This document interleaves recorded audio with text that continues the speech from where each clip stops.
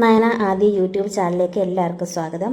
നല്ല പുളിയുള്ള പച്ച മാങ്ങയും പച്ച ചൂടയും പീര വറ്റിച്ചത് ഊണിനും പുഴുക്കിനും ഒക്കെ സെർവ് ചെയ്യാവുന്ന രീതിയിലാണ് ഞാനിത് പാകമാക്കിയേക്കുന്നത്. എങ്ങനെയാണെന്ന് നമുക്ക് തയ്യാറാക്കുന്നത് നോക്കാം. ഏകദേശം 1.25 കിലോയുള്ള ചൂടയാണിത്. ഞാനിതൊന്ന് ക്ലീൻ ആക്കി എടുക്കട്ടെ.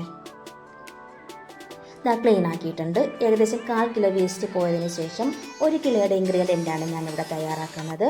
വലിയ അരമുറി തേങ്ങ ചിരകിയത് ചേർത്ത് കൊടുക്കുക. തേങ്ങാപ്പീര ചതച്ച് ചേർക്കേണ്ടവർക്ക് ചതച്ചിടാം.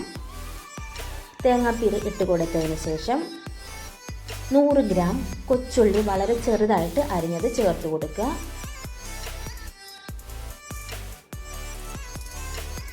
വലിയ പീസ് ഇഞ്ചി ചതച്ചത് ചേർത്ത് കൊടുക്കാം.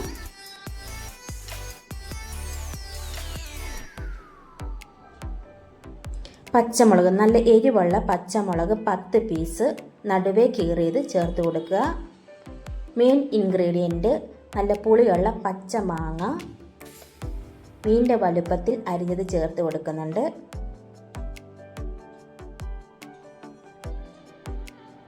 മുളക് പൊടി 1 ടേബിൾ സ്പൂൺ ചേർത്ത് കൊടുക്കാം.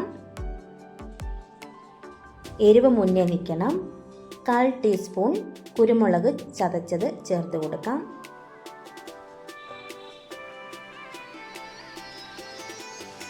മഞ്ഞൾപ്പൊടി 1/4 ടീസ്പൂൺ ചേർത്ത് കൊടുക്കാം. ഉപ്പ് പൊടി ആവശ്യത്തിന്, ഞാൻ 1/2 ടേബിൾ സ്പൂൺ ഉപ്പ് പൊടിയാണ് ചേർത്ത് കൊടുക്കുന്നത്. ഉപ്പ് പോരാന്നുണ്ടെങ്കിൽ നമുക്ക് രണ്ടാമത് ചേർത്ത് കൊടുക്കാം. കറിവേപ്പില ഏകദേശം 5 തണ്ട് ഞാൻ എടുത്ത് കൊടുത്തിട്ടുണ്ട്. ആവശ്യത്തിന് വെള്ളം ചേർത്ത് കൊടുക്കാം. പ്രത്യേകം ശ്രദ്ധിക്കണം, മീനും മാങ്ങയും ഒക്കെ മുങ്ങി നിൽക്കുന്ന രീതിയിൽ വെള്ളം ഞാൻ ഒഴിച്ചു കൊടുക്കുന്നുണ്ട്. ഇതിന് ചാറ് ഇച്ചിരി മുന്നേ നിൽക്കണം.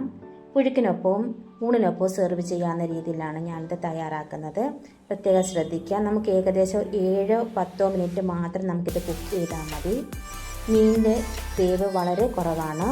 മാങ്ങ വെന്ത് ഉടഞ്ഞു പോകാതിരിക്കാൻ പ്രത്യേകം ശ്രദ്ധിക്കണം. ഞാനിത് മുങ്ങി നിൽക്കുന്ന രീതിയിലാണ് ഇതുപോലെ മിക്സ് ചെയ്ത് വെള്ളം കൂടെ ഒഴിച്ചു കൊടുത്ത് പാകമാക്കിയെടുക്കുന്നത്. നമുക്കിതിനി കുക്ക് ചെയ്തെടുക്കാം. എൻ്റെ ചാനൽ ആദ്യമായി കാണുന്നവർ എൻ്റെ ചാനൽ ഇഷ്ടപ്പെട്ടാൽ എല്ലാവരും ഒന്ന് ലൈക്ക് ചെയ്യണം, സബ്സ്ക്രൈബ് ചെയ്യണം. നമുക്കിതൊന്ന് വേവിച്ചെടുക്കാം. വെന്തിട്ടുണ്ട്. ഏകദേശം 10 മിനിറ്റ്. ഞാനിതിൻ്റെ മൂടിയൊന്ന് ഓപ്പൺ ആക്കാൻ പോവാണ്. തയ്യാറായി. നല്ല കറിവേപ്പിലയുടെയും മാങ്ങയുടെയും ഒക്കെ മണം അടിക്കുന്നുണ്ട്.